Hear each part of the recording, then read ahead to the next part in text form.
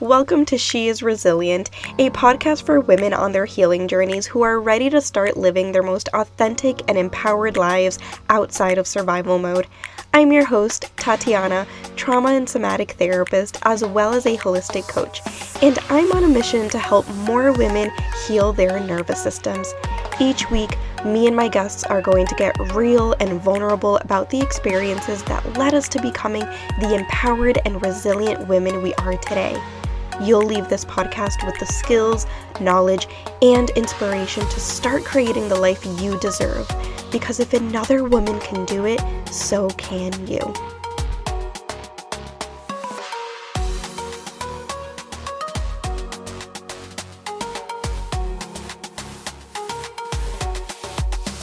Welcome back to another episode of She is Resilient. Today's episode was supposed to be on workouts that support your nervous system when you're in survival mode, but I felt called to talk about something different today. So that's going to be next week, but for today, I want to really pull back the curtains and let you in on my life, because one of the primary questions I've been getting asked recently is, how do I regulate my nervous system, and what are some of the daily things I do to support my nervous system? And so I felt it was time to talk about this, but also dive into some life things, because I feel like this podcast has been very educational, which of course I love teaching and educating about trauma and the nervous system and helping you understand how everything is connected to the nervous system, right? It's what truly lights me up, and I want you to get so much value out of listening to this podcast. And at the same time, this podcast is called She is Resilient. And one of the reasons I created this podcast was so that you can see my humanness and the humanness of my guests. Because we're all going through this human experience and nobody is perfect. And so as much as I love teaching on these topics, I also want to be seen as human and remind you that I don't always have it figured out. Sometimes I wonder if one of the reasons I've been getting these questions a lot about how I regulate my nervous system is because maybe I seem to have it all together and I seem pretty calm all of the time. But I truly believe that the primary reason I may come across that way is because of my nervous system. And so I almost want to give you a peek inside my internal world and help you see how it's all connected to nervous system healing and how this can be possible for you too. So let's just start with answering the first question of, how do I regulate my nervous system? Okay, I'm gonna tell you a secret. I don't consciously regulate my nervous system. My nervous system is already regulated. So let's just quickly go over the definition of regulation and see, this is what I'm talking about. I love teaching so much that I feel like I use every opportunity to teach. I can't get away from it, even when I say it's not going to be an educational episode, but you need to understand this in order to understand why I don't consciously regulate my nervous system. Okay, so regulating the nervous system doesn't mean calming the nervous system. I've said this on other episodes, but just in case you need the reminder, here it is. Regulating the nervous system simply means that your nervous system can go into a state of fight or flight, sympathetic activation, and then come back down on its own to a parasympathetic state where you feel more calm, settled, socially engaged, connected. A dysregulated nervous system is a nervous system that goes into a state of fight or flight, sympathetic activation, and then instead of coming back down into a parasympathetic state, it gets stuck there for hours, days, weeks, months, or even years. And then it comes down into freeze. So it goes fight or flight, freeze, fight or flight, freeze, and there's really no in between.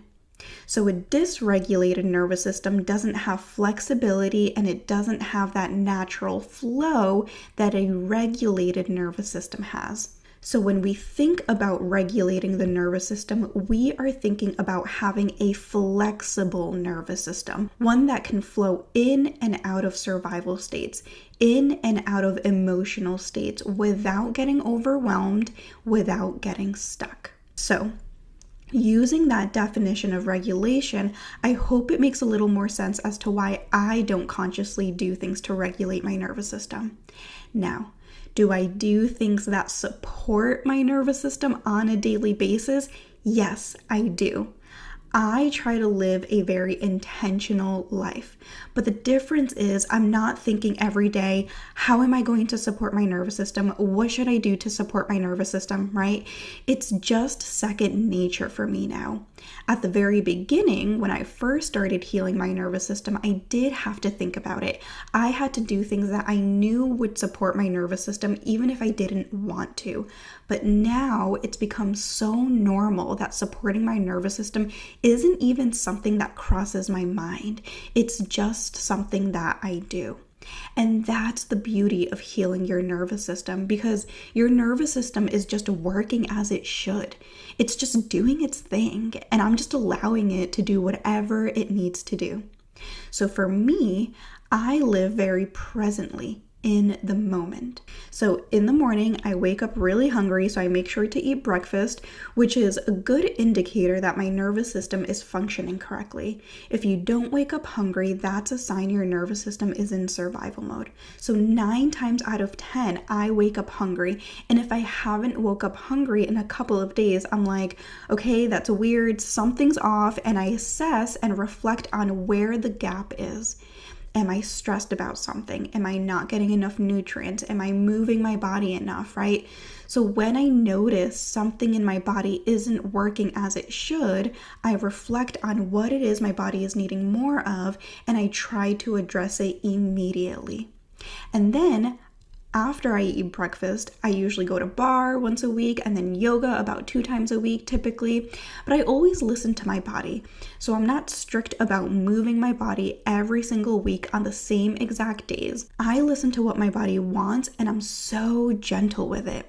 So for example, I haven't been to bar or yoga for the last 2 weeks because I was getting my period and my body wasn't feeling it. So I just didn't go, and it was okay. I didn't beat myself up for it. I didn't shame myself for it. It just is what it is. And again, that's the perfect reflection of a regulated or a healed nervous system. You have more capacity to live presently and live your life at the pace of your nervous system without feeling the pressure of societal rules, right? Society says you should be moving your body every single day, getting 10,000 steps in, working out even when you don't want to. And all of that is directly going to keep you in survival mode. When you listen to your body instead of your mind or outside noise, you know what feels right for you and what doesn't. And I'll get into this more in the next episode where we talk about working out and survival mode. Okay, so that's pretty much how I start my morning every single day. I also forgot to say that I don't wake up with an alarm, and I understand that not everyone has this privilege.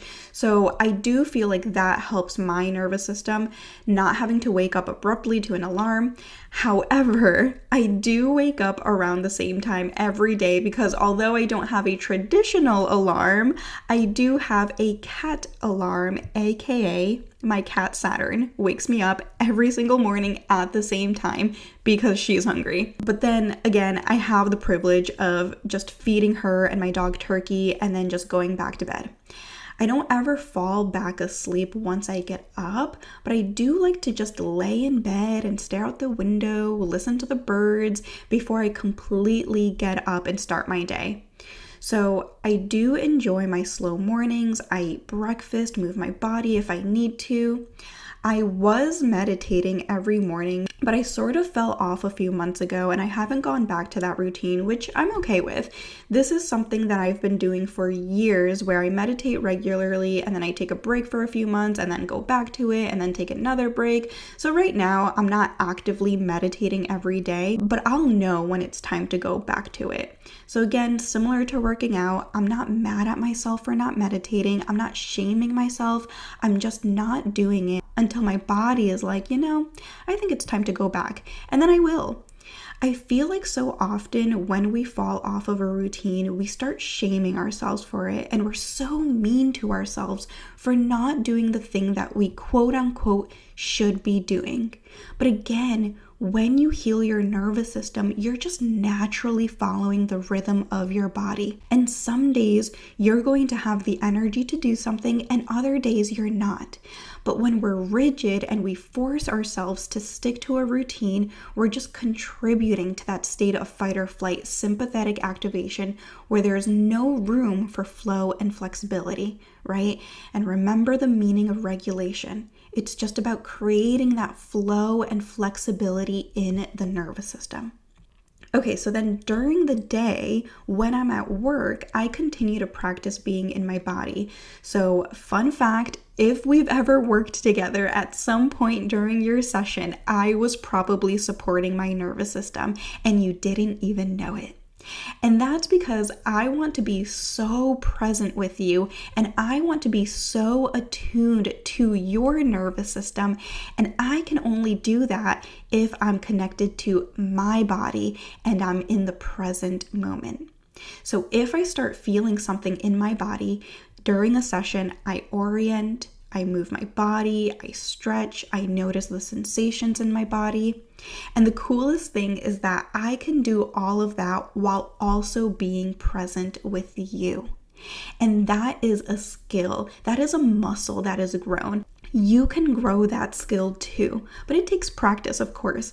And that is something that I help clients practice, right? So being in their bodies while also being in conversation with another person. And you can actually practice this right now. So you're listening to this podcast and you're listening to my voice, and just notice what your body is doing in this moment. Are you standing? Are you driving? Are you sitting? And just notice your body for a moment while also listening to my voice.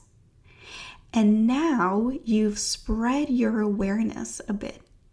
And this is different than multitasking. It's truly being present in your body while listening to someone else or interacting with another person. When you're multitasking, you're not fully present.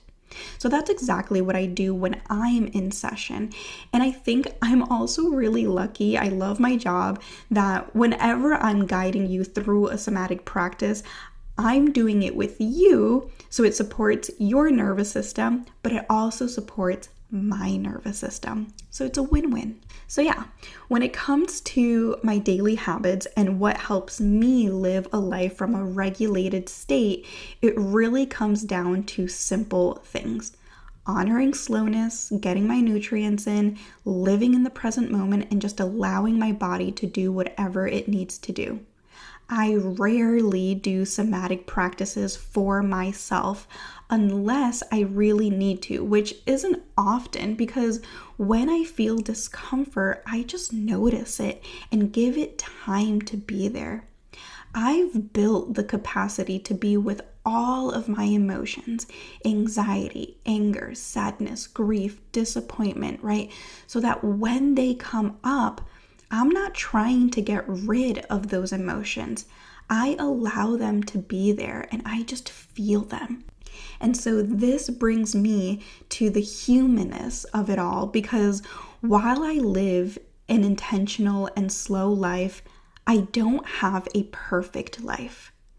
I have lots of hard things in my life because that's just how life is. And recently I've been getting more into spirituality, which is something that I've always been interested in, but I never really dedicated time to. So just a quick backstory, I grew up Catholic, going to church every single Sunday. I went to CCD, did my first communion, everything. I even got married in a church. But I remember even at an early age, never feeling like religion aligned with me and my beliefs. And also, as I say this, I just want to be very clear that I have nothing against religion. The majority of the people in my life are religious, and that doesn't bother me in any way. I respect everyone's religious spiritual beliefs if you have them or even if you don't, but religion just isn't part of my life. So in my young adult years, like when I was in college, I started questioning religion and started identifying more as agnostic. And then later in my mid-20s, started using terms like the universe and learning more about mediumship. I don't know if anyone has seen Tyler Henry's shows on Netflix. I absolutely love him and everything he does. If you're into mediumship, I would definitely recommend any of his shows on Netflix. I don't know what the titles of the shows are called, but if you just search Tyler Henry, all of his stuff will pop up. So I started slowly getting more into spirituality and went from identifying as agnostic to labeling myself as more spiritual. And then throughout the years, I've slowly grown into learning more about spirituality. There's two really great books that continue to spark that interest for me. The first one is called Why Woo Woo Works. And then the second one, I think, really shifted something for me, and it's called Signs, the Secret Language of the Universe. And I don't know, there was something about that one specifically that really helped me understand that there's something so much bigger out there. And from then on, I've just been leaning into spirituality a little more, like seeing angel numbers all of the time, asking the universe for signs, using tarot cards, and all of the woo-woo stuff. I love it. Okay, so all of that to say that connecting more with spirituality has really helped me remember that we are all here having a human experience. And going back to what I was saying about having a lot of hard things in my life, I think in addition to having that capacity in my nervous system to be with discomfort, more recently, spirituality has also helped me be okay with the hard things. Like, I'm here having a human experience and it will be hard. Some days are just going to be hard. I always think back to one of my favorite quotes from the book The Road Less Traveled by Scott Peck, and it says, "Life is difficult. This is a great truth. One of the greatest truths. It is a great truth because once we truly see this truth, we transcend it. Once we truly know that life is difficult, once we truly understand and accept it, then life is no longer difficult. Because once it is accepted, the fact that life is difficult no longer matters." Oof. Let's just sit with that for a moment. I love this quote so much. And I think about this quote often when I have hard days. So about a month ago, I had a really bad day. And I never label my days as bad. But it definitely was one of those days where I was triggered by someone, not Marcin. I always want to clarify that it's not Marcin because I feel like just naturally most people think or assume it's the partner or the spouse that's triggering someone, but Marcin is the least stressful person in my life, fortunately. Otherwise, I probably wouldn't be married to him. But I had a really difficult interaction with someone in my life, and I was just flooded with anger and sadness, and I was crying my eyes out, and I allowed myself to yell, not at the person, but afterwards when I wasn't around them. I allowed myself to yell, I allowed myself to cry, I allowed myself to feel anger and sadness and grief and disappointment and confusion and all of the emotions that were coming up for me. And then once I stopped crying, I remember just feeling exhausted. So I sat on the couch and watched TV all day. And from the outside, it might seem unproductive, right? Like, I didn't use any coping skills. I didn't try to keep calm. I didn't do something productive after I let myself cry. But this is exactly what I mean when I say that I just listened to my body and let it do whatever it wants to do. Because what I did was productive. I felt my emotions and I didn't try to make myself feel better. I literally just let myself fully feel and fully cry until it felt complete. Not until my mind said, okay, get it together and stop crying, because that's actually how we disrupt the nervous system's natural healing process. When we say, I need to not feel angry or I need to stop crying, we are not letting ourselves fully be in our bodies. And we need to be in our bodies in order to heal. So then afterwards, I was so exhausted, I didn't want to do anything. And again, that is productive. Because if I pushed myself to do something when my body didn't really want to do it, then I would dismiss my bodily cues, which would then potentially keep me in a state of survival. So by sitting on the couch, I was allowing my body to rest and not have to use up more energy than it needed to. And then later on that same day, I was making pasta with some red, green, and orange peppers, and I was so excited to eat it because pasta is my comfort food. And when it was time to drain the pasta, the pot I was using was too heavy, and everything ended up falling into the sink. And there were some dirty dishes in the sink, so basically, all the food was wasted. And you know what I did? I just cried. I cried and cried and cried until again it felt complete in my body. Fortunately, I have a wonderful husband that remade the food for me because I clearly was at capacity and could not function at that point.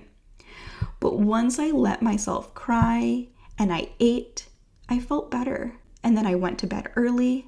I woke up in the morning and went to bar, and it was a new day, and it was a better day. Historically, if this same scenario were to happen in the past before healing my nervous system, I would have been in a funk the entire week, aka my nervous system would have stayed stuck in a state of survival.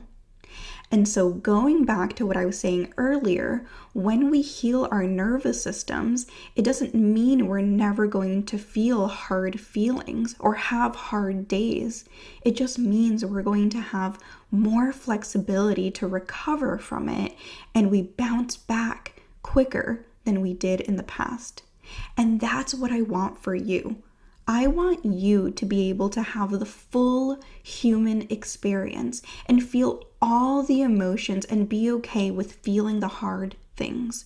Healing your nervous system truly helps you just have a larger container to deal with what life throws at you. Because again, my life isn't perfect.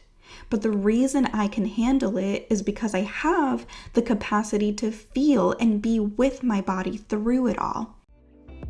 Hey there, if you're looking for daily somatic practices to add to your toolbox, I'd love to introduce you to my somatic bundle where I guide you through over 30 somatic tools and practices that support your nervous system by creating the safety that your nervous system requires to move out of survival mode.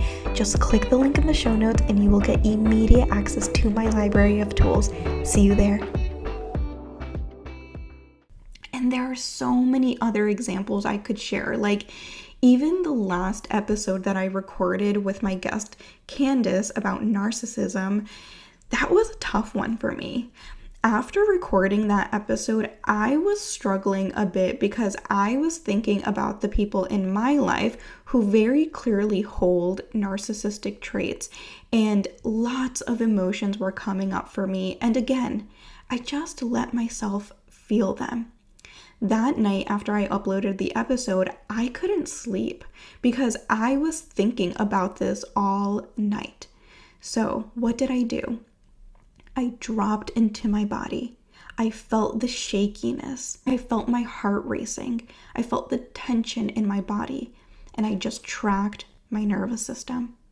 And naturally, what happens is that once I start to track the discomfort in my body, I start to notice the comfort in my body. And that is a good indicator that my body has shifted from a sympathetic state of activation, fight or flight, to a parasympathetic state. And then I was able to lean into the softness that came with reconnecting to my body. So I guess that's it.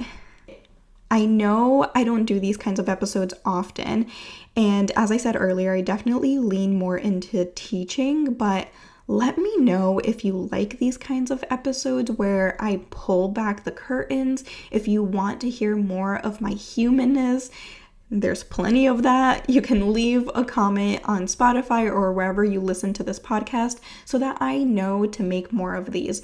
Or if you prefer that I continue to stick with educational episodes, I am more than happy to continue to do that. Also, just as an update, I know there's been some confusion and I've been getting questions around where I'm posting content now.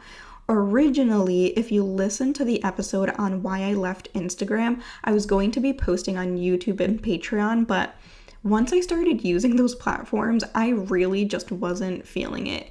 So right now, the only places you can receive content from me is here, my podcast, and my email list where I send out emails every Tuesday and Thursday. These are the places I felt the most comfortable in and feel like I can continue to be consistent with. So if you're not on my email list, I'd love for you to be there. You can join my email list by downloading my free nervous system guide that is listed in the show notes.